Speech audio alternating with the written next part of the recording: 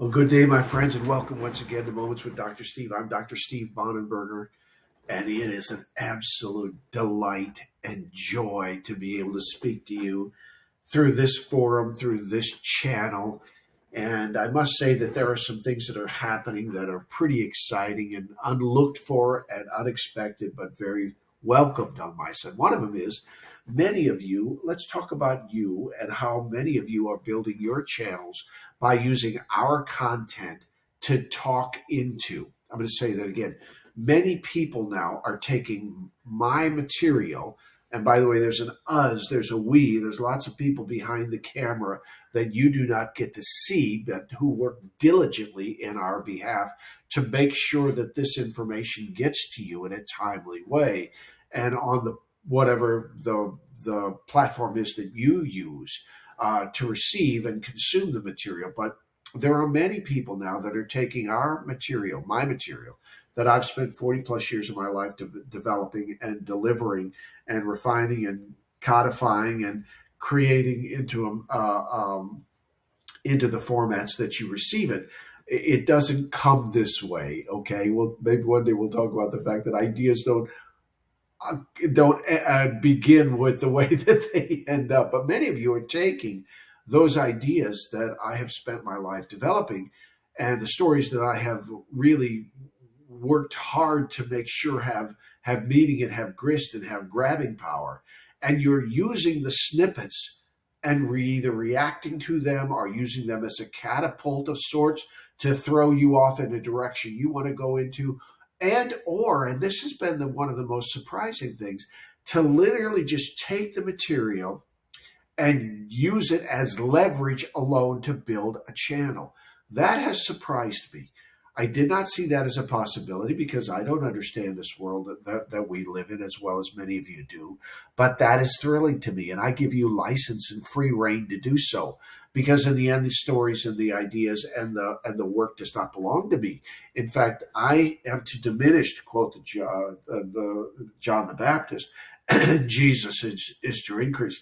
Excuse me, the work must increase. And now we are working through AkelDeema. I always try to do this, and we are working through, there it is, AkelDeema, the Saga, Volume 1, Kingdom Builders. And we're at the place where I wish to talk about AkelDeema, the setting. AkelDeema, the setting. It is the place where none dwell. The scripture talks about AkelDeema, and I did a chunk on that. Go back and take a look at it because this is a very deep, deep idea of scripture where saints of old were sent to wither and die when God and the culture no longer had space for them. Let's say that again. AkelDeema is such an intriguing concept. It is a scriptural place. You can go and study it if you are a person like me and can you consider yourself something of a biblicist. I would consider myself something of a scholar, certainly on the New Testament, certainly on the Gospel, the Johannine literature. Not so much, I suppose, anymore, but in my day on the Old Testament, but Scripture means a great deal to me. Sola Scriptura is the kind of the bedrock of my work. All of my work is grounded and rooted. And AkelDeema is the scriptural idea of where saints of old were sent, were banished, were banned and exiled when God and the culture no longer had room for them or work for them to do. I like that idea. I have lived in the land of AkelDeema for many, many years. And so when I began to study that, and when the story began to take root and began to take real sinew in my life, that's when I began to think about AkelDeema, and I switched a few of the letters around and came up with AkelDeema. I switched a few letters and I created this place and imagined it could exist here in the United States of America. And then I imagined one day that God himself established AkelDeema for a day when there would be need for it, because many, many people would be exiled from religious institutions and religious cultures and, banned and, and excommunicated, if you will. And so since that has been my case, and I'm not whining or pining, I'm just letting you know that this has happened to me. So I fully understood the concept and I understand what it meant. And so this is the place where God landed me and told me to rest and hover and build the tail. And so I built AkelDeema, the Saga.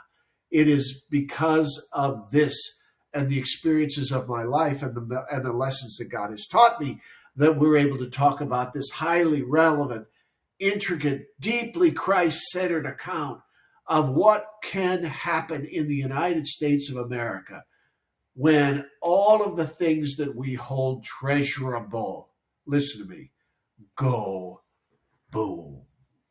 Volume 1 is really a story of what happens when comfort is not eroded in the United States, but it explodes and it is no longer available to anyone except the elites. Now, you can say this is not going to happen. I don't care. I really don't. And again, this is a work of fiction. And yet there are certain threads and elements. I've been doing this so long that many of the things that I thought were fiction, I have found out are not fantastical, but they become real points of life. Now, I pray this never happens in the Americas. I pray this never happens, what I have envisioned and the story that I've written. But I must tell you that AkelDeema, the Saga, is a story that is not a safe tale. So as we kind of tidy up today, I want to just say one more thing before we end our days.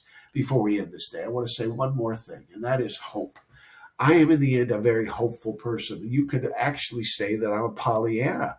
Many people have called me a cockeyed optimist and all other kind of things that I can't say on this or any other forum. But I want you to know that I believe that hope is a real force. Okay, I believe grace is a real force, and I believe hope is a real force. And I believe that God actually notices the work that we do in secret. I'm going to say that again. I believe that God actually notices the work that we do in secret, and that the toil that we do in places where others don't even have a glimpse of what that workspace looks like. You get to see my workspace. This is the nook. This is the creative bubble. This is the sacred space where all this happens and has for many, many years and decades. God decides to bless the work. I believe that. I believe that God is sovereign and that God looks into the heart of those that are authentic and true, and that God blesses the work. I believe that God will send donors and sponsors and contributors and then skillful laborers to you and to myself. I believe this. I believe that that is the essence of how the work begins to flourish. I believe that God sends viewers and consumers. And one day I pray that there'll be millions and millions of people who watch on their watches, watch on their iPhones, watch on their tablets, watch on their computers, watch on their screens, the work that I have spent my life creating. We're diligently doing everything we can to migrate the material to a video format. Men, women, children view the content, consume and immerse themselves into the content on small and medium and large screens around the world. My goal, my outcome, my desire, my life worth in terms of career, not in terms of family, is that all of the themes and characters of AkelDeema become common parlance around the globe. That's my prayer. And I am working my fingers to the bone.